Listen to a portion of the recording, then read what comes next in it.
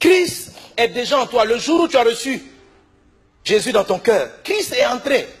Mais il doit prendre forme. Paul dit, la Bible dit la création soupire. Paul dit les douleurs de l'enfantement dans le livre de Romains 8. Là encore il parle de douleurs de l'enfantement. Mais pour enfanter quoi?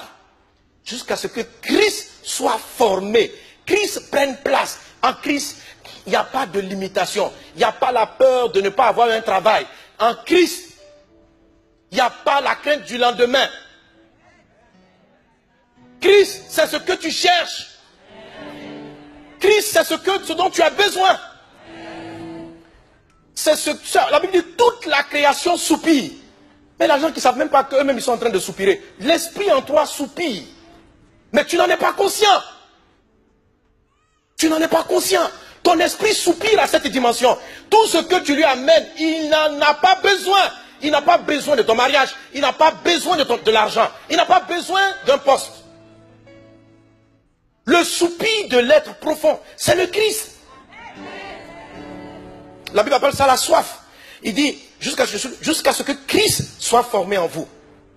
Notez bien Romains 8, le texte qu'on a lu, la Bible dit, la création soupire. Nous aussi qui avons les prémices de l'esprit, nous soupirons. Mais qu'est-ce qui va faire que les gens ne vont pas manifester le Christ? C'est parce qu'ils ne vont pas savoir répondre. La première des choses, au soupir. Ils vont aller chercher ailleurs. Apocalypse 22, verset 17. Est-ce qu'on est ensemble? Est-ce qu'on me suit?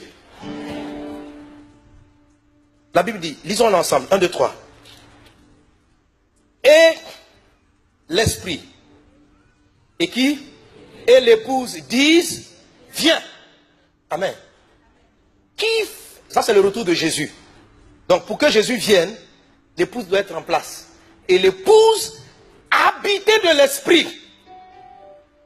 Donc les chrétiens ne seront plus, en tout cas ceux qui vont comprendre le message, ceux qui vont laisser Christ, ceux qui vont vivre Christ, ne seront plus des technos, ils seront la dimension de l'épouse. Et c'est cela, combiné avec le Saint-Esprit, qui vient. C'est ce qui déclenche le retour de Jésus.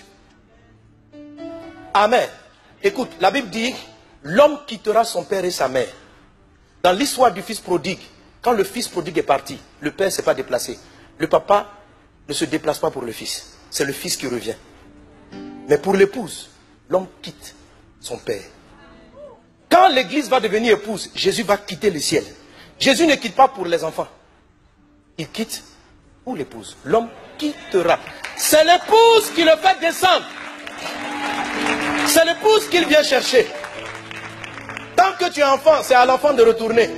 L'enfant revient à la maison. Mais l'épouse, on descend pour la prendre. Jésus va revenir. Parce que l'épouse va crier. Quelqu'un est avec moi?